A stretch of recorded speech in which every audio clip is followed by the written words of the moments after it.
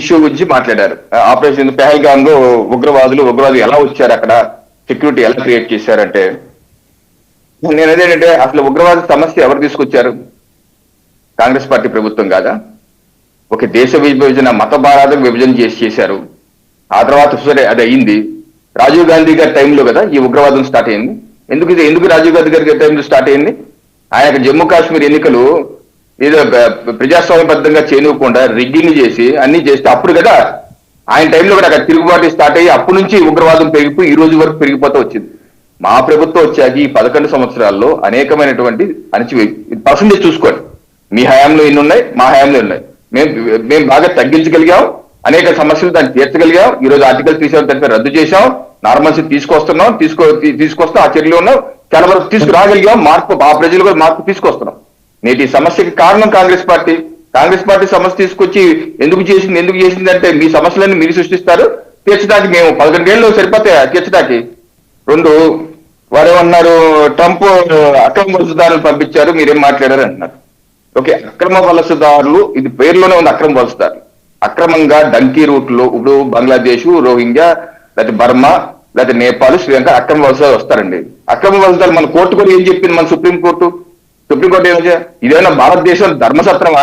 ఇక్కడ అందరం పోషిస్తాకి, అందరూ రక్షిస్తాకి ఇక్కడ ధర్మసత్రమా? నథింగ్ డూయింగ్ అన్నారు. అనేక మంది మళ్ళీ ముసుగేసుకొని, మానవ ఎన్జిఓ సంఘాలు ముసుగేసుకుని సుప్రీంకోర్టుకి వెళ్ళారు. సుప్రీంకోర్టు చివాట్లు పెట్టింది. ఏ రకంగా మన సుప్రీంకోర్టు చెప్తుందో ట్రంప్ గారు అక్కడ సుప్రీంకోర్టు కావచ్చు, లేదా అమెరికా ప్రభుత్వం కాదు, ఏ దేశమైనా సరే అక్రమ వలసదారులు ఏమి పెళ్లి కొడుకులని చూసుకోదండి. వెళ్ళటం తప్పు. డంకీ మార్గంలో నుంచి కొంతమంది ఇక్కడ నుంచి వెళ్ళి, కొంతమంది ఏజెంట్స్ ద్వారా వెళ్ళి డంకీ మార్గంలో అడవుల్లో నుంచి అటు కింద మెక్సికో నుంచి పోతున్నారు. మరి అక్రమ వలసదారులు పట్టుకుని వాళ్ళ చట్ట ప్రకారం చేస్తారు. ఇదే ఫస్ట్ టైం కాదు కదా, గతంలో మన్మోహన్ సింగ్ గారి గవర్నమెంట్లు కూడా అలాగే చేశారు. సో దాన్ని మనం తప్పట్టేది ఏమి ఉండదండి. ఇంకోటి వారేమంటారు, సరే మన కమ్యూనిస్ట్ పార్టీ నేత పెద్దలు గఫూర్ గారు ఏం మాట్లాడుతున్నారంటే, ఎన్పిఏలు పెరిగిపోయినాయి, ఎన్పిఏలు ఏం చేశారు, రైట్ ఆఫ్ చేశారు అంటున్నారు. సో దీనికి నిన్న పార్లమెంట్ కూడా ఒక అడిగారు ప్రశ్న, దానికి సుదీర్ఘ సమాధానం కూడా చెప్పారు. రైట్ ఆఫ్ చేయటం అంటే రైట్ ఆఫ్ చేసి ఆ యొక్క అకౌంట్ రైట్ ఆఫ్ చేయడం మొత్తం వాళ్ళు అప్పు తీర్చక్కర్లేదని కాదు. ఈరోజు విజయమాల్య గగ్గోలు పెడతాడు. ఎందుకు గగ్గోలు పెడుతున్నాడు? ఆయన యూకేలో కోర్టులు నడుస్తుంది, అప్పుడు తీసుకురావాలని చెప్పేసి కోర్టులో విచారణ చేస్తున్నారు, అన్ని జరుగుతున్నాయి. అక్కడ లీగల్ పొజిషన్ మనకు తెలుసు యూకేలో ఏం జరుగుతుంది. ఎందుకంటే యూకే అనేది ప్రపంచ దేశాలందరూ అక్రమార్కులకి స్వర్గధామం. అది అడిగేలు కూర్చుంటారు, అడిగేలు దాక్కుంటారు. ఆ చట్టాలు అలా ఉంటే ఆ డబ్బులు ఇస్తే సరిపోదు. అయితే ఆ విజయమాల్య ఎందుకు గెలుస్తాడు? నేను కట్టవలసిన దానికన్నా ఎక్కువ జప్తు చేసేసి నా డబ్బులు తీసేసుకున్నారు, నా ఆస్తులు జప్తు చేశారని ఏం చేస్తున్నారు. ఏదైతే గఫూర్ గారు చెప్తున్నారో అతని నుంచి రూపాయి వసూలు చేయలేదు, అది తప్పు. అతను ఏడుస్తాడు పాపం. అదైతే ఆయన ఎందుకు ఏడుస్తాడు? ఆయన డబ్బులన్నీ ఉంటే 15,000 కోట్ల వరకు నా డబ్బులు తీసేసుకున్నారు, నా ఆస్తులు జప్తు చేశారన్నారు. సో ఈ రకంగా ఎన్పిఏలు ఏదైతే చేశారో వాళ్ళందరికీ ఇన్సాల్వెన్సీ యాక్ట్ అని చట్టం తీసుకొచ్చి ముక్కు పిండి లక్షల కోట్ల రూపాయలు వసూలు చేశారండి. అంతేగాని ఆయన వదిలేదు. రైట్ ఆఫ్ అంటే కట్టక్కర్లేదని కాదు, ఆ అకౌంట్ అది మనం పెట్టిందేం కాదు. మన్మోహన్ సింగ్ గారు గవర్నమెంట్ లోనే ఆ టెక్నాలజీ ఉంది, అంతకు ముందు ఉంది.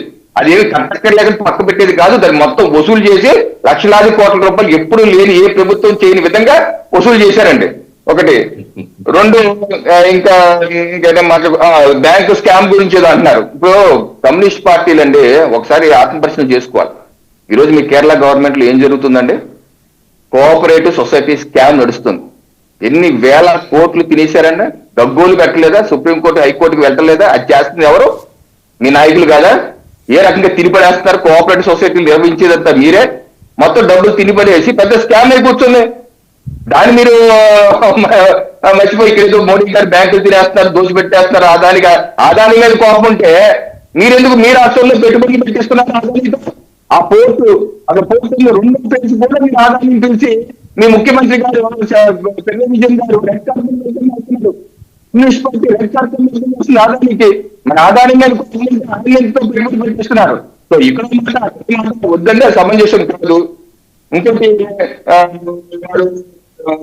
మతాల గురించి మాట్లాడుతున్నారు. ఈ మతాల గురించి ఏంటంటే ఈరోజు కేరళలో జరుగుతుంది ఏంటి, మీ ఇండి కూటమి పాలిత రాష్ట్రాలైన తృణమూల్ కాంగ్రెస్ కావచ్చు, లేకపోతే తమిళనాడులో జరుగుతుందండి, కేరళలో జరుగుతుందండి.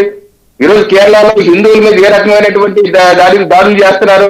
ఏదైతే అయ్యప్ప స్వామి విషయంలో ఏ రకంగా గగ్గోలు చేసింది మీ ప్రభుత్వం? ఆ తర్వాత మళ్ళీ ఎలక్షన్స్ వచ్చాక క్షమాపణ చెప్తుంది ఎవరు? ఆ తర్వాత ఇప్పుడు కూడా ఏదైతే ప్రభుత్వం చేసినటువంటి అయ్యప్ప స్వామి గోల్డ్ స్కామ్, అంటే వాళ్ళు ఏదో మెరుగుపరుస్తా అని చెప్పేసి స్కామ్ చేశారు, బయటకు వస్తుంది.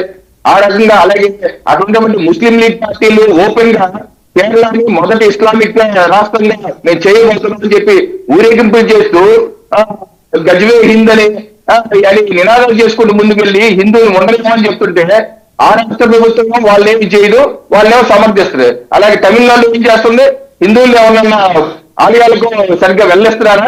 ఎన్ని స్టాలిన్ గవర్నమెంట్ ఎన్ని నిషేధాలు పెడుతుంది, ఎన్ని ఇబ్బందులు పెడుతున్నారు.